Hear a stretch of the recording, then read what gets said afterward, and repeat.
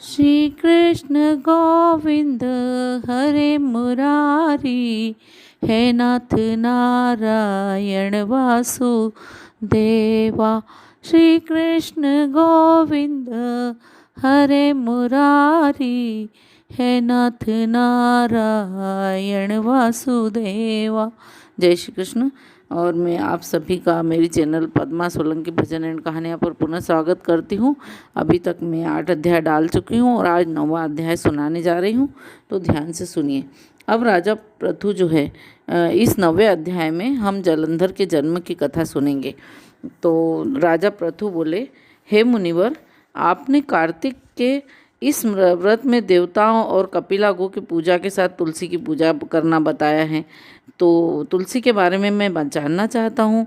इसकी पूजा का क्या महत्व है, कौन सी देवी है, तुलसी भगवान को कैसे प्यारी है, और आपकी गति तो सर्वत्र है, अर्थात आप सब कुछ जानते हैं। तो महर्षि नारद बोले कि एक बार इंद्र देवताओं और अप्सराओं के साथ शिव दर्शन के लिए कैलाश पर गए। तो वहाँ मार्ग में उन्होंने एक बहुत भयंकर स्वरूप और बड़े बड़े दांतों वाला और आँखों वाला पुरुष देखा। देवराज ने उससे पूछा, तुम कौन हो? शिवजी कहाँ गए हैं? तो इंद्र के इस प्रकार बार बार पूछने पर भी उसने उत्तर नहीं दिया। तो देवराज ने क्रोध करते हुए कहा, तुमने मेरी बात का उत्तर नहीं दिया, मुझे तुम्हें वज्र से मारना होगा। यह कर इंद्र ने अपना वज्र मारा और कहा, दुर्मते, अब तेरी कौन रक्षा करेगा, देखता हूँ।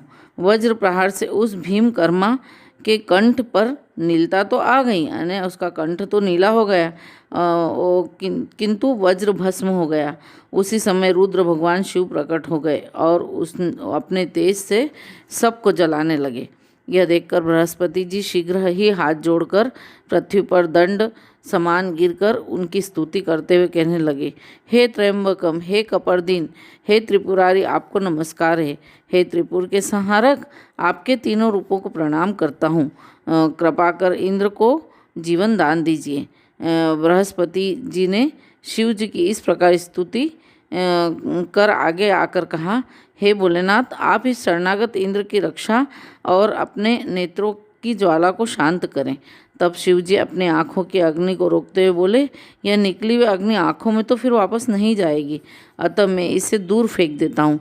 इतना कहकर शिवजी ने उस अग्नि को समुद्र की ओर फेंक दिया, जो गंगा सागर के संगम पर जा गिरी। इस प्रकार शिवजी को शांत होते देख देवराज इंद्र और गुरु बृहस्पति को संतोष हुआ। नारद जी बोले, लीलाधारी भगवान शंकर इतना कहकर अंतर्ध्यान हो गए।